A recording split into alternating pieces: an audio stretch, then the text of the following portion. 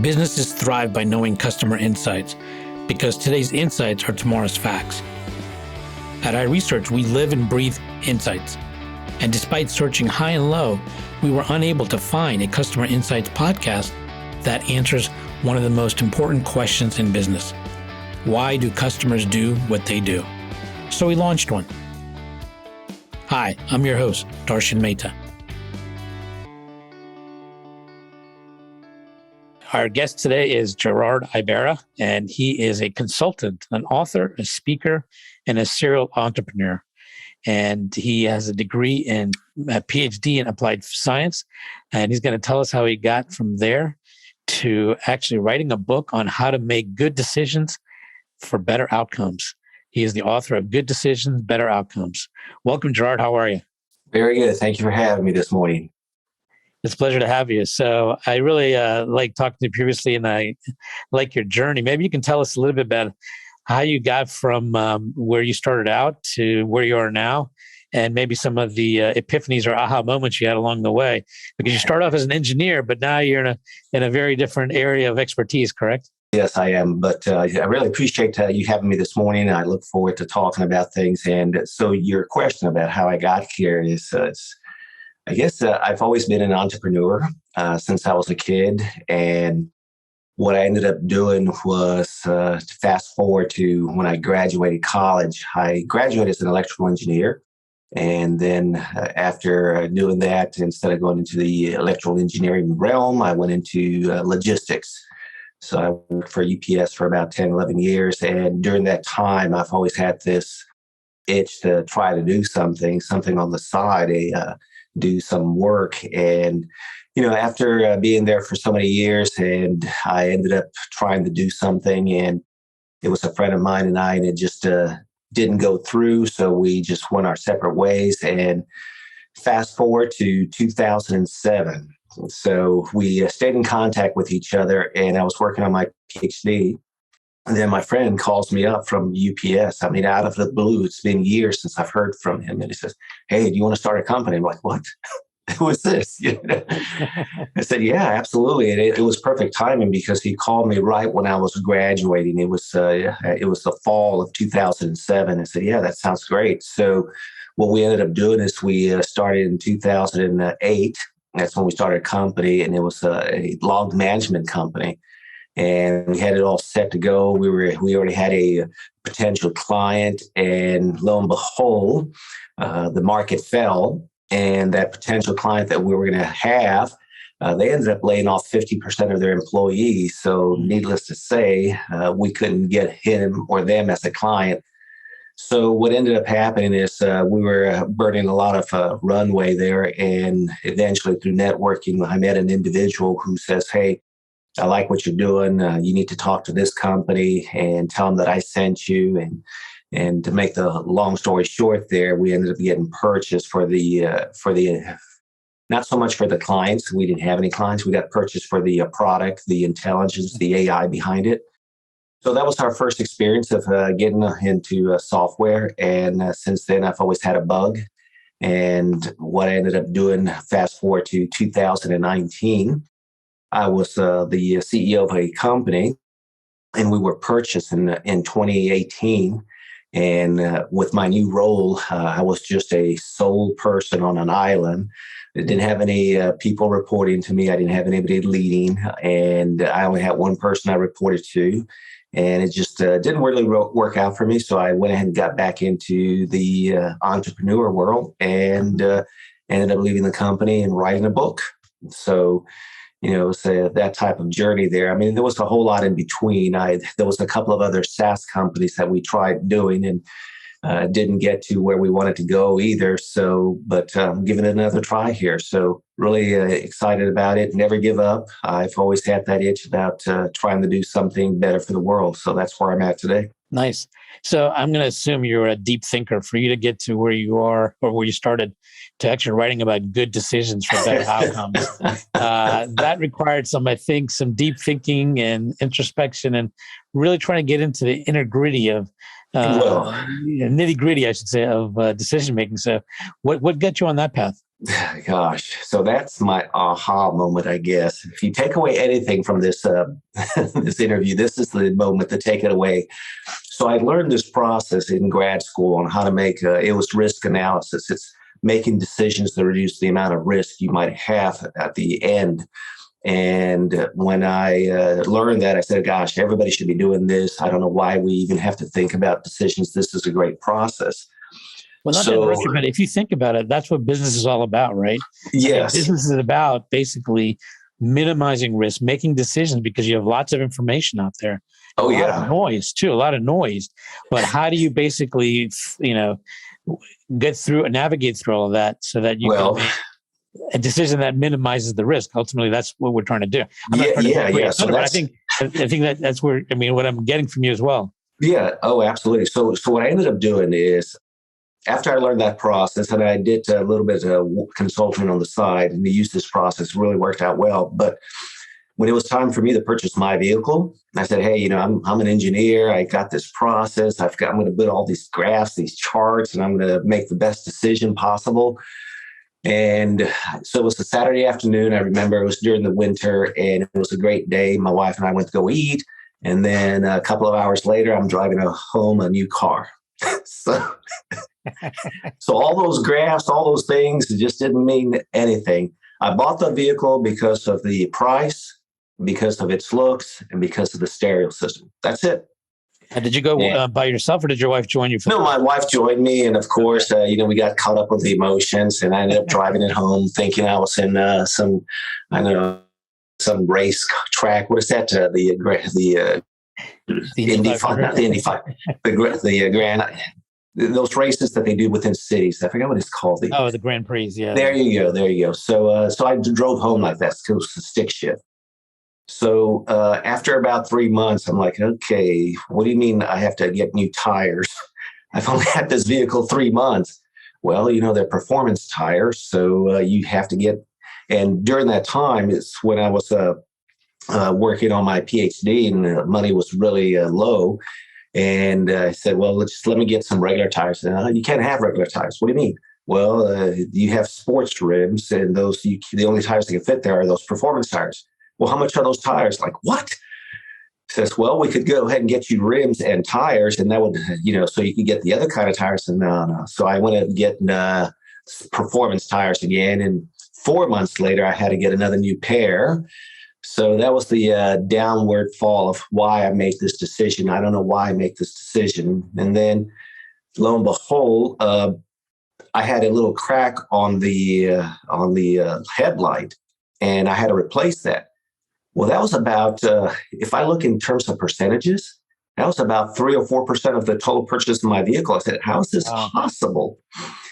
So long story short, the car was good. I ended up holding it for a long time, but there was just a whole lot of things I didn't know: the tires, the maintenance, the repair parts. If something broke down, it was very expensive to repair. So, and then the insurance, and it's just, all those things I didn't consider.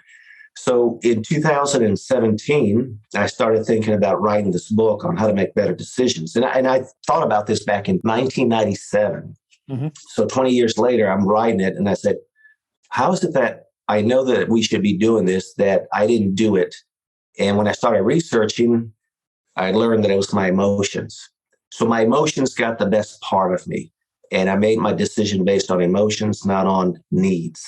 And that's the aha moment. So when I wrote the book, I give the individual or the business owner permission to include your emotions, but not to let them take over. So that was my aha moment. Don't let your emotions get the best of you. Now, in this case, how much of the decision making was also influenced by your wife and her emotions? Well, when I looked over, she was saying, yeah, this is a nice car. So I said, okay, check. So you got her A-okay, got it. Yeah. Well, people think, he must make some real tough decisions. Well, if it has something involved with my wife, yes, dear, absolutely. All this other stuff, and it doesn't work. We're not getting it. Pie charts and graphs, yeah. Yeah, it ain't happening. Okay. Well, I've read the statistic that 95% of the decisions we make are made by our subconscious, and that's where we as humans are able to process a tremendous amount of information, from emotions to visual, to what we hear, to what we feel, all that stuff. So my question to you is, I know business decisions are often, or good decisions are often made without the over influence of emotion, but I don't think you can ever get rid of the emotion, correct? No. And I think in some cases it actually is valuable as well. So how do you strike that balance? So in the framework that I propose, I talk about your emotions, and I also talk about don't let them take over. So the balance is that when you go through this process, saying that let's say that you have to buy some software, a CRM.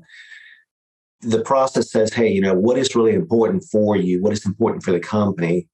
And also those intangibles, do you want to work with this company? Do you want to associate your company with this company? What employee or the salesperson? So it takes all that into consideration so that when you make a decision between 2 or 3 CRMs, you not only include all the items that you need for the company, but you also include those emotional or intangibles like, do I want to associate myself with this company? Do I like this salesperson? Do they actually have the best, intentions for me? And in the end, when you make a decision, it takes all that in consideration. And whether you like it or not, if you're thinking in terms of totality, it might say, yes, Gerard, I know you like this salesperson, and I know you like to associate this company with that company you're looking at. But in terms of totality, what's best for the business and for your clients, you need to go with this vendor over here. So it helps me go through that process. It helps business owners and companies alike to make better decisions. It gets everybody on the same table because that's another part of the process. If you're going to buy a CRM, you want to get your IT involved if it's for operations, but you also want to get finance involved because they have other specifics about that realm that you need to put into the decision-making process. You want their buy-in as well, right? I mean, you want their buy-in. And through this process, at least they see how their part of the decision-making process was considered in the overall decision-making process. So it makes it easier for buy-in from your IT, from finance, from the other departments who really are not going to use the CRM as much as you are. So if I hear what you're saying correctly, I think what you're saying is the most important thing initially is to have your destination in mind. In other words, what is it you want to accomplish? What's your objective and where are you headed? Because then that's going to help you determine all the other factors. Is it going to get you to the destination you desire? Is that correct? Absolutely. So, and I'm glad you brought that point up there because one of the things that I talk about or discuss in the book is I don't call it the destination, but I call it your true objective, your true goal. So in a very layman way of saying things is if you're working downtown New York, for example, and you need a way to get around town, the first thing you might think about would be a vehicle. But when you go through this process, in the end, you might say, hey, a vehicle is more of what I want. What I really need right now is just to be able to take transit to get from point A to point B. So your destination, you think it might be a vehicle, but in actuality, it's not purchasing a vehicle and getting around town through the transit system. So yeah, you have to have that destination. You definitely have to have that. Otherwise, you're going to be making a decision for something that doesn't make sense. I did work for a client that has a vineyard, and their goal was to become the best in the world, not in their state, not in their country, but the best in the world. Now, one might say, hey, that's a little bit lofty, but it didn't really matter. It really depended on what they wanted, right? And I think if they chose that destination to be the best in the world versus best in the state, there was a whole set of different decision processes and path that they went through. And I think the logic was, even if they didn't become the best in the world and they became the best in the state or country, at least they know how much further they need to go to be the best in the world. But at least they set their target to a destination they desired and wanted. And it really shaped a lot of decisions they made along the way to get there. So I think what you're saying is very interesting. But, I also think a lot of times when you're like the example you gave, you talk to a company, you meet the salesperson stuff. I often felt, even if they don't give me the perfect right solution, this is a team I can work with. So how do you factor that? I mean, you look at them and say, hey, what they're initially saying may not get me to my destination, but I think they can because I just think they're smart and I like working with them versus this other team that said all the right things, but I just don't like working with them. Yeah. So, what do you think in situations like that? So it goes back to the model, and those are things that you put into the model. Say, okay, here's this salesperson. They really listen to me. They really pay attention to what I'm saying. But this other team here really doesn't do that. And that's fine. But remember, you're looking at the totality of the system. You got to look at the price. You got to look at what is the use of the CRM? What is how are your clients going to be logging into that CRM? That's why you got to take into totality. And when it comes down to that, you could use this as a negotiating part, I guess. You could say, I really like this company, but I don't like the salesperson. Can you get me someone else? Or, hey, we really love this company. If you could just knock the price down by X amount, we have a deal. Because the framework that I go through gives you a score. And you could actually say, how can I get, this is the company I really want to go with. If they could only drop the price by X amount, my score will go up and it'll be the best decision for the company. So you could use the model for that as well. But going back to what you're saying is it's all about totality. You can make changes. I don't like this salesperson. Get me someone else, or talk to the salesperson. You're very close to me going with you, but you've got to do A, B, and C. When you encounter people and you talk about decision making, where do you often find that most people make the common mistake? I know what I'm doing. It's not built here. No, it doesn't work with me. So it's called the confirmation bias. It's a decision trap where it comes down to the individual believes they know more than you do, or they know enough that they don't need your process. And so that's really the first step in trying to get people to understand. And it's nothing that it's against them. It's that they feel that if I'm in this position because either I'm the CEO or I got to be the executive VP, that means somewhere along the line, I make the best decisions or I make the right decisions. So they feel that the process that I'm talking about may not help them. But it actually does. Once I sit down with them and go through an example, it's kind of, they see the aha moment themselves. And then we start talking and engaging even further. So is this a matter of pride, ego? Is that what we're talking about here? Well, you said it, not me. So I'm just asking. I'm saying that you said it. So yeah, so there is some pride and there's some ego involved with it. We all have it. I mean, yeah. Yeah, we do. And especially if you're a leader, you have to be a little bit more, maybe a grit or A type, someone who really says that knows what they want. So, but yeah, so there's some pride and ego involved, quite a bit of that. So I have to present it to them in such a way that it's best for the company. It's not that you don't know what you're doing. It's this process is going to get everybody in the same boat and make your life a lot easier. Can you give me an example of where you encountered someone like this and you really turned them around? And what was it that you said or did to help them turn around? So I had this one client, and they were an institution here in the Dallas-Fort Worth area. And by chance, of course, this happened by chance, I happened to meet someone that says, I need you to put you in touch with our executive VP. So I met with the executive VP. I kind of went through the process saying, how can you make better decisions? How can you get everybody on the same table?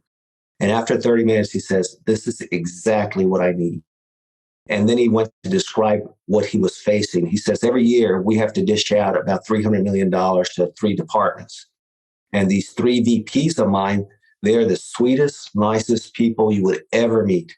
But I tell you, if they had a chance, they will slice my throat and try to get in my position. They'll slice each other's throats. So that's the type they had, the A personality. So he says, I want you to come back next week and I want you to go through this process.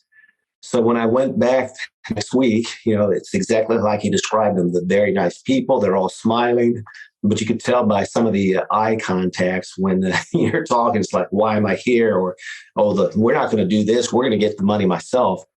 So when I went through the process in the end, it was so much easier. So what usually takes maybe a month to dish out the $300 million and everybody fighting, we did it in an afternoon and everybody was in agreement. They said, yeah, this is best for the institution. It's not best for my department. So in the end, we were able to do that.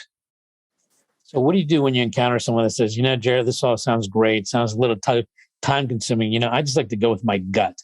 My gut has served me well so far. So how is your process going to help me? Well, it's funny you say that because your gut is nothing but your mind thinking. You don't have gut feelings because, my gut tells me. No, throughout your entire life, you learned things, you read things, you understood things. You can't tell a little 3-year-old, go with your gut, like, well, they don't have enough experience in their life. So what I tell them is that go with your gut, but you're leaving out a whole lot of other processes or other people who have their guts. If you're going to make a decision on a CRM and you go with your gut, well, what about finance? How much money is available? How much money can we really afford? What about IT? What do they know about this? Because in the end, when you go through this process, there are things that you know, there are things that you don't know, but the worst ones are there are things that you don't know that you don't know. And that's why bringing in IT, finance, other experts so that you all collaborate and bring together the best decision. So going with the gut might be a 50-50 or a 30-40 or whatever the case is. But in the end, having everybody involved will reduce your risk of making a bad decision. And so when you get other people involved, what role do insights play in this? I mean, is that what you're seeking? Is you're looking for insights from various people to help make a decision and a balance?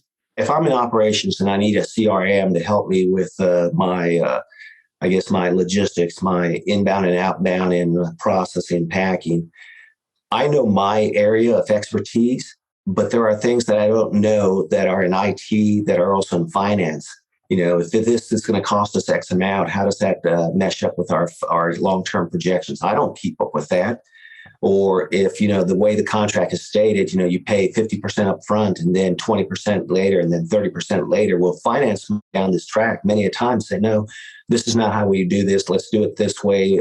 It's been our experience that we could pay 20% first and then use the product and then pay as we go. So those are things that finance may know and have expertise in that I don't. And the same thing with IT. This is great, but they've had a lot of breaches here recently. We read an article, and those are things I don't keep up with because it's not my realm. So they would help me in making a better decision as opposed to going with my gut. I could have chosen a company that was really great, but then in the end, they've had breaches over the last 7 years, and it's causes us big problems should there be a breach. So yeah, you want to get everybody involved and not go with your gut. If everybody's guts put together, then you can make a better decision. I think what you're saying is basically have these conversations so you can get other perspectives and viewpoints. And also, it also kind of contributes to your empathy to understand what's really going on with the key stakeholders. Yes. And so then I think, the more informed information you get and these insights from the various players, then that just makes sense. You're going to end up with better information that's going to give you a better decision, which will ultimately lead to a better outcome. I mean, yes, that makes sense.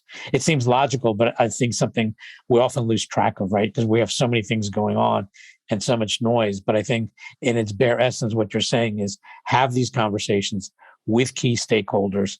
And along the way, you're going to end up making more informed, better decisions that will help you in your business strategy. Yes. And what you said there was really on point. Better decisions, more informed decisions. You don't know if you're going to make the best decision, but through this process, you reduce the risk of making a bad decision. Because the only way you're going to know is you made a decision, then go back in time and then go with the other decision and fast forward and go back in time. But with this process, you reduce the risk of making a bad decision. Mm-hmm.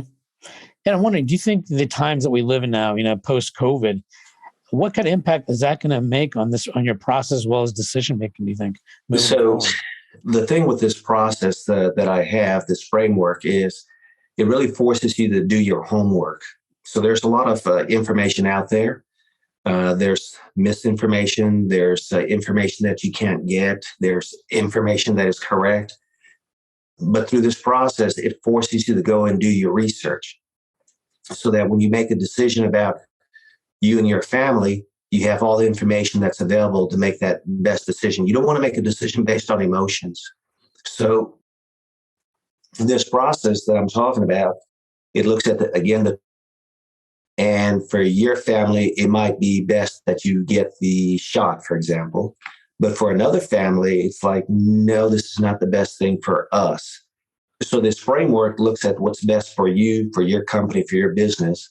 And post-COVID, had we had this process, I guess, I guess if countries would have used this process, they would have made a more informed decision, because instead of going through and say, yeah, we got to do A, B, and C, they would have looked at the totality and say, if we do this, here's what's going to happen to these people. Here's what's going to happen to this part of the sector. So if they were to use this process, say, yeah, we took everything in consideration, this is still the best route, then that would be fine. But a lot of times we make decisions based on emotions, and it just ends up going down the wrong path. Now, this might be a tough question to answer, but it may give me some guidance. When you say remove emotion, we're not talking about going to zero, right? No. What percentage would you say is ideal to kind of have the balance between rational and emotional? So there really isn't a ideal thing. It comes down to what you feel best with. So if it's for an individual who has to make a decision, let's say a house, when you go through this process, it allows you to say, here's how much is based on need, here's how much based on wants, which is your emotions. And when you tally those up, you'll see that, okay, I'm purchasing this house. I have 74% emotion, 26% need, and I still want to go down this route. So at least it lets you know that you're making a decision based on emotions. On the flip side, if you're in business where it's about doing what's best for the clients and doing what's best for the stakeholders, and you see that you want to make a decision based on emotions, then you say, wait a minute, I can't let my emotions take over. Let me go back through this and find out where I'm at and still have emotions. So for a personal decision, emotions, if it's something that you really love, like a car or a house, then you should be maybe over 50%. But if it's business related, you definitely want to be down in the 20 to 30%, because you don't want to make a decision based on, I really like the salesperson, or I really like all the bells and whistles of the CRM. No, so. I think I heard Jeff Bezos once said that he tries to put decisions into two categories. One, is this reversible? And two, if it's not. So in other words, if the choice or the decision you make is reversible, then go for it. Don't overthink it, don't analyze it. But if it's not reversible, in other words, once you go through the door, there's no coming back. You may want to sleep on it and think about it before you make that decision. What do you think of that? Well, it's part of what I call the P2 mode, which is the trademark of my book, which is process, parts, maintenance costs, operational costs, disposal, and emotions. And disposal is the thing. It's called your exit strategy. So when I go through this process, I always have the individual or the company say, what's your exit strategy? What are you going to do once you purchase this or you make this decision? What do you do in the end? And is there a way out of here? So it's very important. So that's one of the things that I leave when someone asks me, what's that one thing that you want to leave for the companies? It's make sure you have an exit strategy. So it's like what Bezos said, what happens? Can I get out of it? So you got to make sure you have an exit strategy. And when I was running the company, I always did the contracts, and I always had an exit strategy, which was no matter what, either party can get out of this contract with a 30-day notice, period. So that was my exit strategy. Do you also recommend having an exit strategy if you make the wrong decision? Yeah, because when you actually go through the process and you say, what is my exit strategy? Part of that exit strategy should be, if this is not what was right, what do I do next? Mm-hmm. So your exit strategy has to include everything. It's the life cycle of the product, or it's the life cycle of the decision. And if your decision says, hey, this was not the best one, you should have something in place that says, what do I do now if this was the wrong decision? Now, we're talking a lot in the business context, but how much of this is also applicable in one's personal life? So very, very applicable. If you're going to make that decision, whether you take this job in Asia or stay in the States, you go through this framework, and it forces you to think about my family, my friends. It forces you to think about your children, forces you to think about how long are you to be there. So it's very applicable to what you're doing, and it allows you to also keep your emotions in check.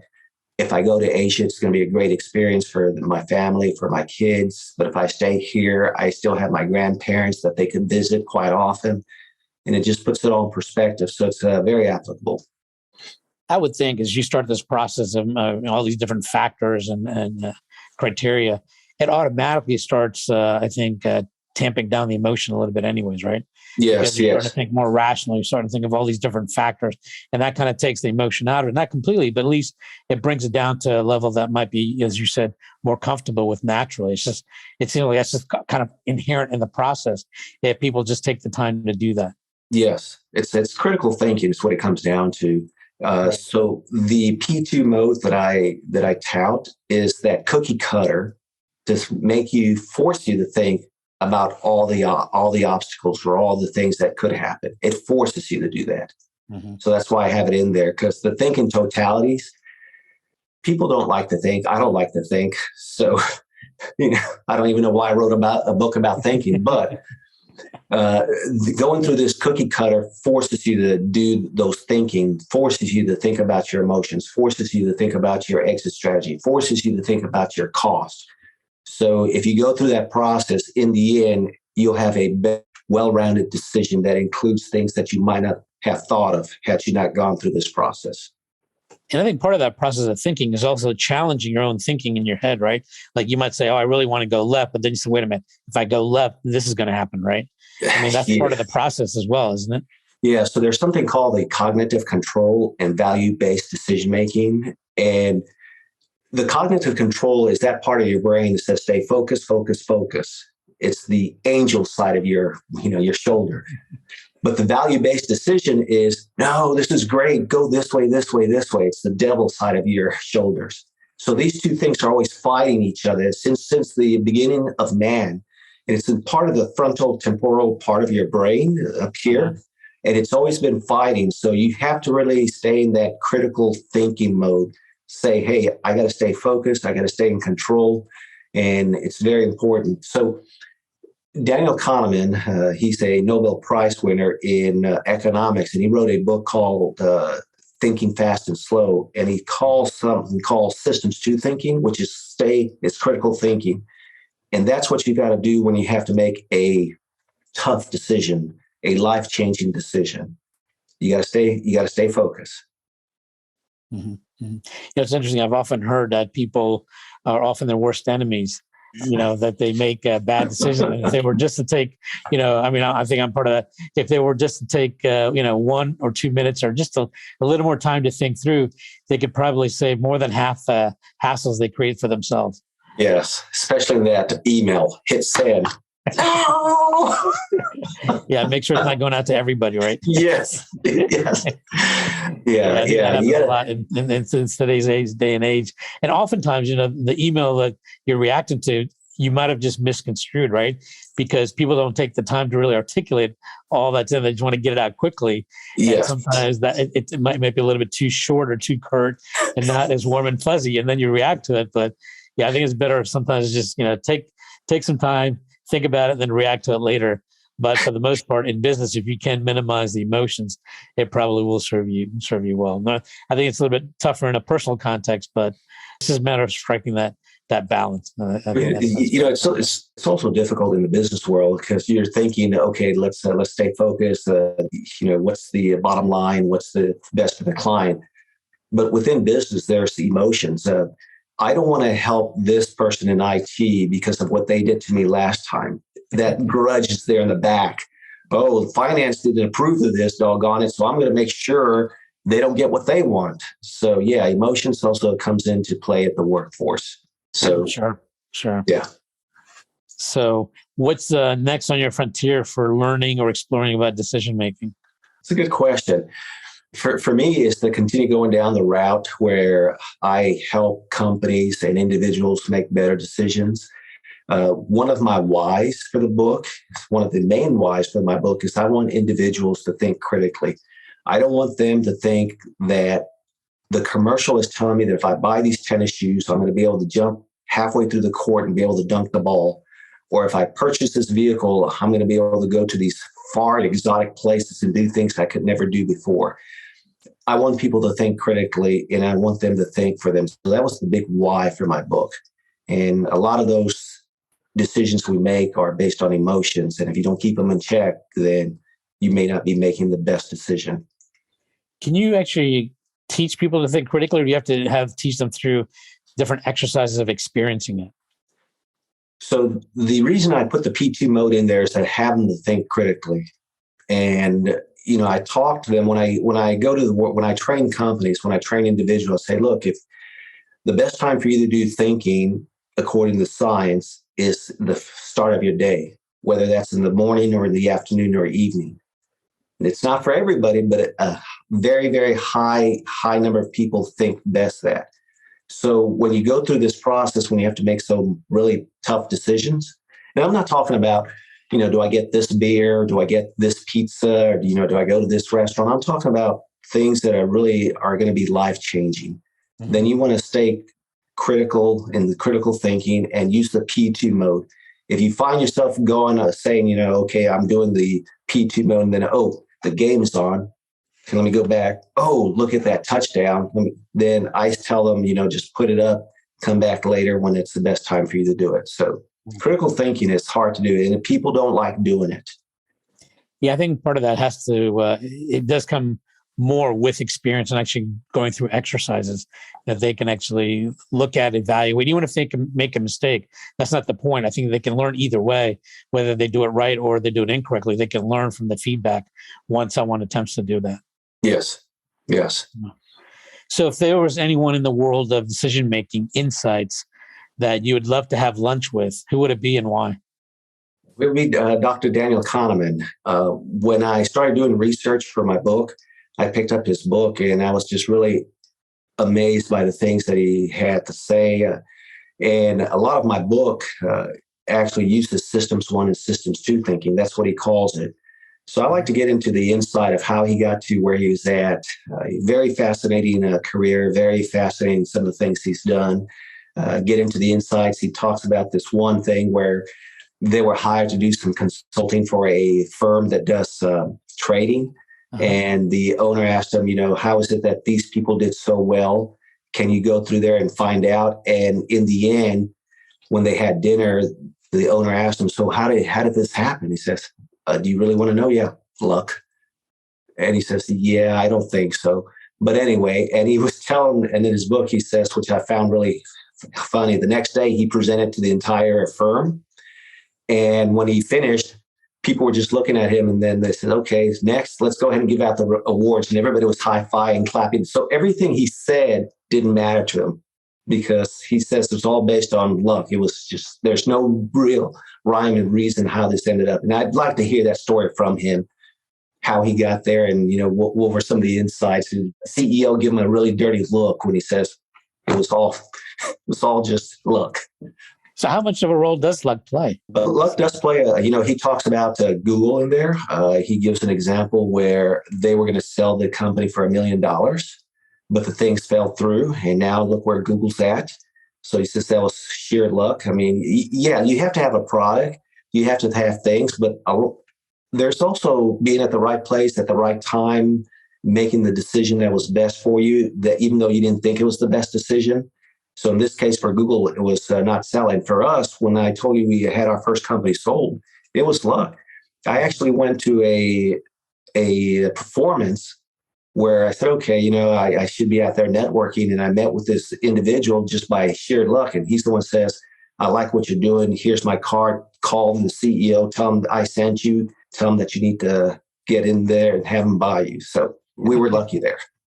Yeah, I think that there's no doubt luck does play a factor, but you also have to be prepared to take advantage of that luck in that situation. Yes. So it's not just one or the other. It's a combination of a lot of things. Yeah. And then, of course, there's the serendipity, right? And that's another form of luck. Oh, yeah. I'm sure we could do a whole nother episode on serendipity. Yeah. Oh, my gosh. Yeah. Yeah. Well, listen, I really appreciate you taking the time to talk to me. This is very interesting, and I appreciate your insights and guiding us through good decision-making for better outcomes. I appreciate that. And thank you again very much. Thank you very much for having me on. Getting to AHA was brought to you by iResearch.